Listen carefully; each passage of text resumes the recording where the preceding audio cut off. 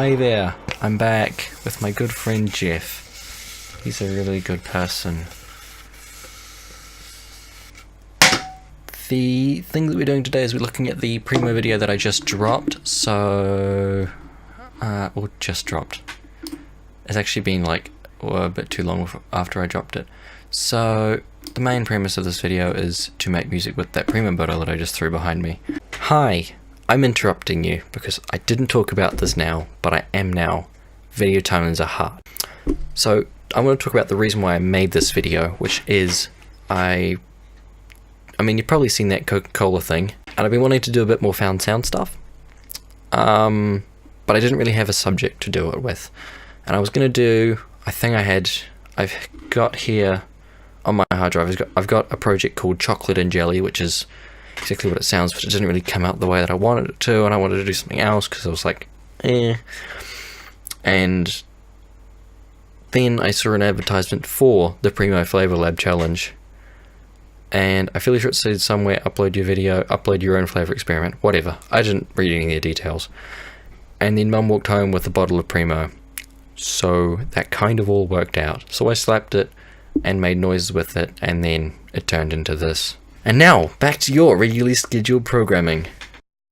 So, we're going to start with how I made the track. Now, step number one to making any good track is obviously your choice in nail polish. Now, what track I made using this green here. Oh look, you in focus? Hello? Focus? Is this cool looking green? And then we got a little bit of sparkly, so I did like 2 or 3 coats of this green.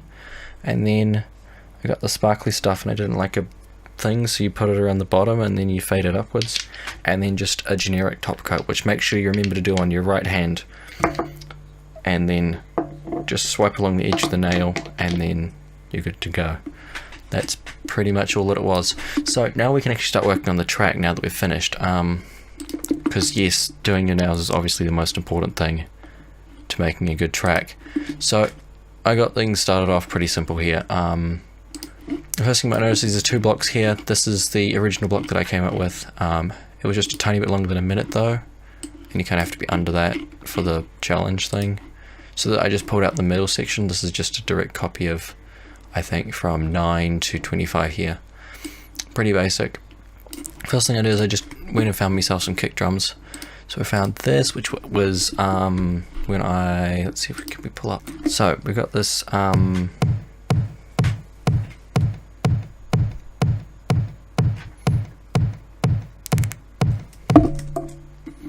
so that's pretty basic, to be honest. It's just a kick drum. It's just a kick drum, that's all it is.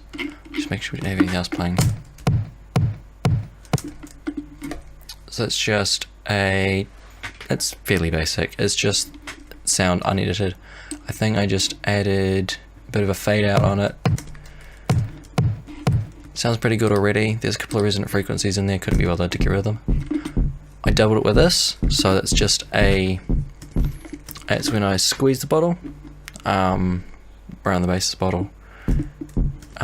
This has a saturator, some overdrive, and an EQ on it. So actually, let's pull these out. Hang on. As you can see, it's pretty, but it still sounded like something I should use. So by just EQing out some of the high end, I ended up with that sound. Saturate to warm it up a bit, overdrive to make it a bit more crunchy.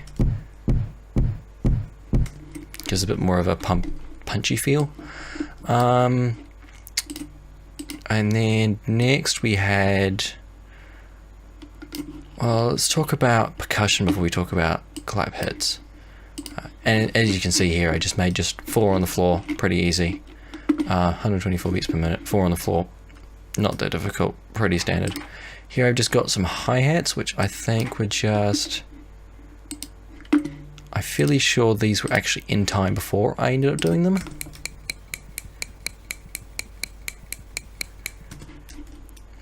They were. I had like quite a few different actual sounds. You only see a couple of different ones in the video. I'll get to that later. And then we just got some like nice ticky stuff. Just double that with a scratchy sound. The ticky bits give it the thing, and the things give it the thing. That's just an open hi-hat basically. I just heard that and went, that sounds like an open hi-hat, so that's what I did with it. We got these. I don't remember putting them in, but apparently they're in there. Okay, cool. We got this shaker.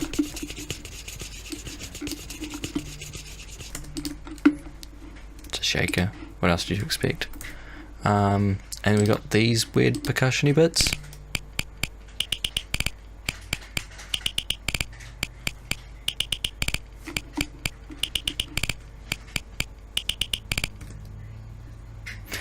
So when you put all of them together, they sound just a teeny tiny bit like this.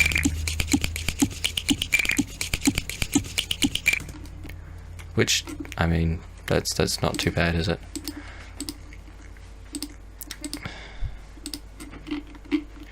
And in terms of claps, I just programmed a pretty simple pattern. Or should we talk about effects on these ones? So percussion just had just a...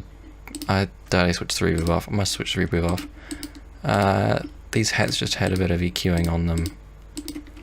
Lol, no, we're not going to talk about percussion because it's pretty boring. Effects on the percussion. So let's just select this group.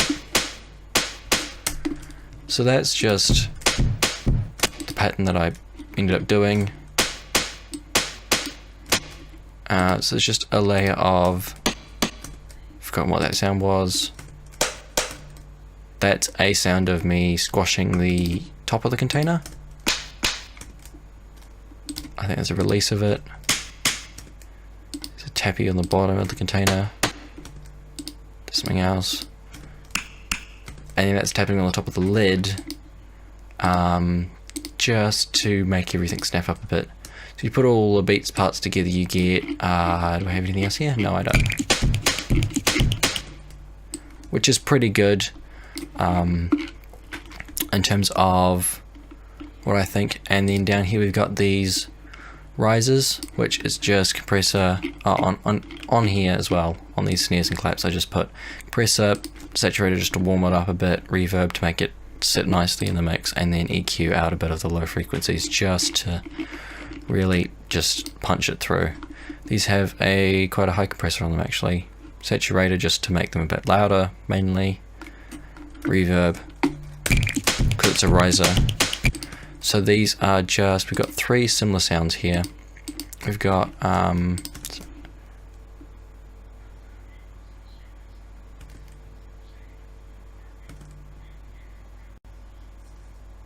hello?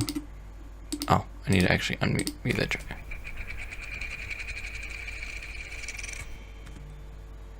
So here we just got three things that I've just sort of just pulled the lengths of them out. And at the end here we've got, which you don't see in the video,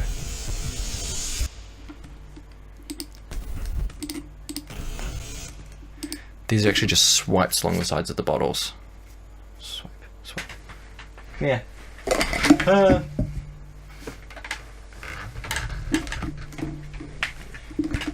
Like this.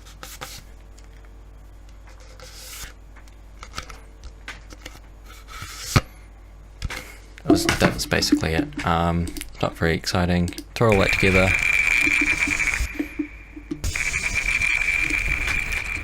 Same thing but reversed. Yeah, reverb, saturator, compressor. Pretty standard effects. Now we get onto the fun stuff, which is our melodies.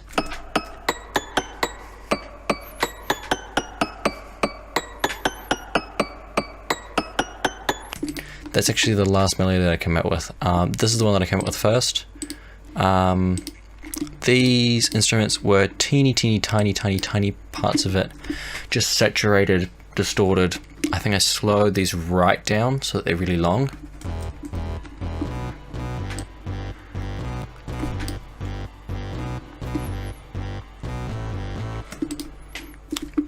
pretty dope, man. I just realized that actually the whole beat actually just sounds like Afro Circus from Madagascar. Let's try. No, we won't. Whatever. We'll just leave it. So this is just made up of two. So we've got a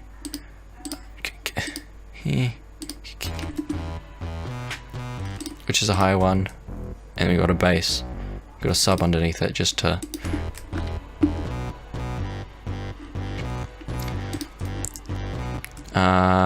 ping pong delay and reverb on that one, and just saturated and distortion on them.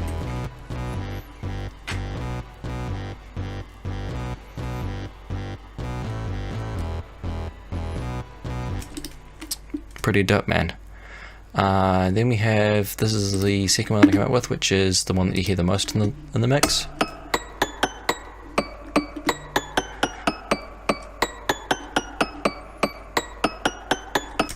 I think I've doubled this 3 times, so I've got a normal, a octave above, and an octave below. This is a ding on the glassy thing. Saturated reverb, EQ, just pull down some of those lower parts. Let's see what else we got here. That's just a bit of auto-tune. Huh, that's fun. Whatever. I did not remember putting that on there. Whatever. Never mind. It's fine. It sounds good.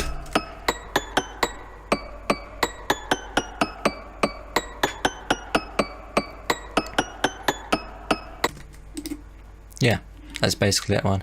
And then we just got these sort of paddy ones, which I just sort of...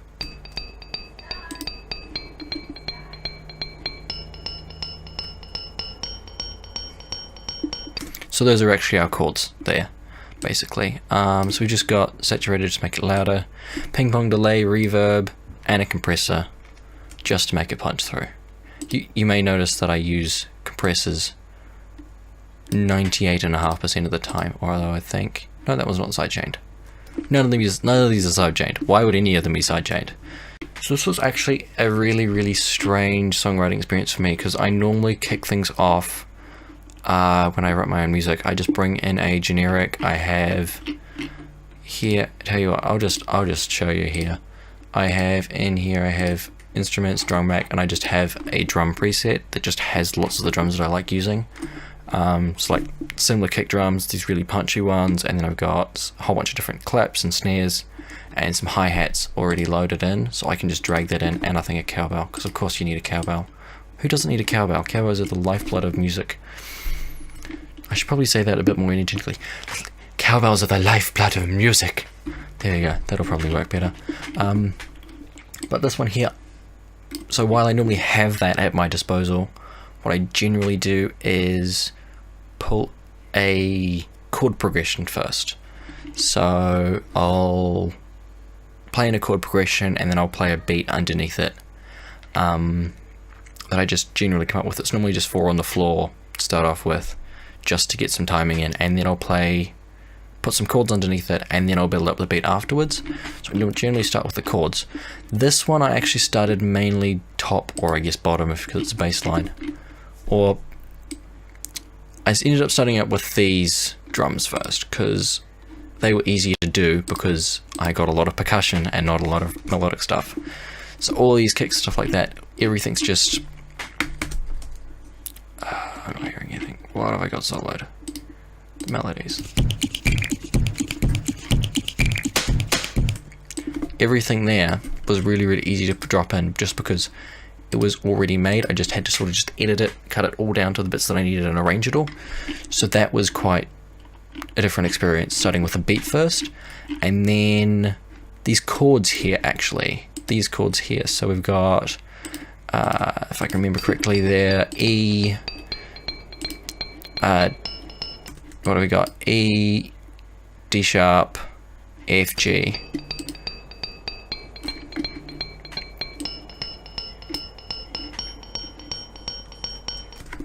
Those were the last thing that I wrote in this melody. Everything else came before it. So these drums came in, and I actually just realized these kind of sound like Afro Circus.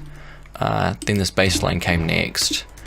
And then the melody on top of it, which is kind of just a different version of the bass line, because it's still starting and going to sort of similar notes. It's starting on the E, going to the G.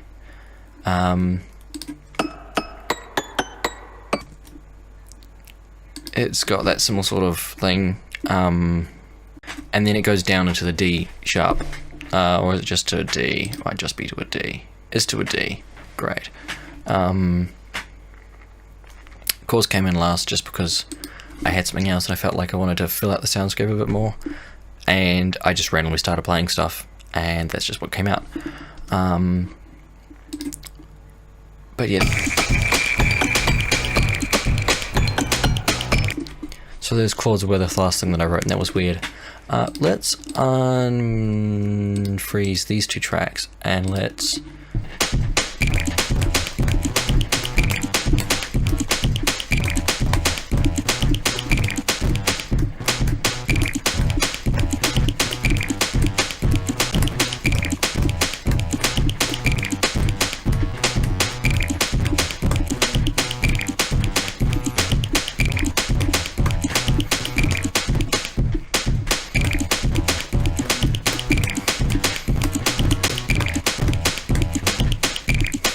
I can't play this for the life of me. This is ridiculous.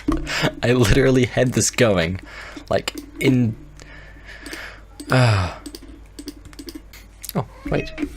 I was going to say, are you seeing this? But no, I can tell whether you're seeing this, and the answer is no, because my microphone's in the way. Get over here.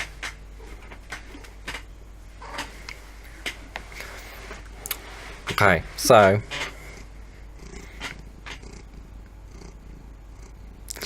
I can hear that in my feedback loop, that's so good.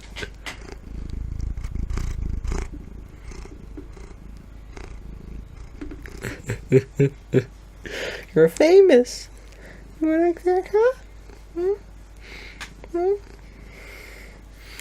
Okay, you just want to sit there. Alright, whatever. Can I have my cable though? Thank you. Are you back? You're back. Hello, I'm over here. I'm not over there, I'm over here. Do you want to come say hi? Can we just name this cat Reoccurring Gag? Look, hey look, it's my good friend Reoccurring Gag over here. Hi, meow. I'm not actually patting you, but... Thank you so much for watching this video. If you liked it, hit the like button. If you didn't, I don't blame you. This is 45 minutes of my life that I'm never going to get back, and now I'm going to go waste my video editing this, and probably a bloopers reel for it as well. Also, my cat looks like she's being attacked. Goodbye!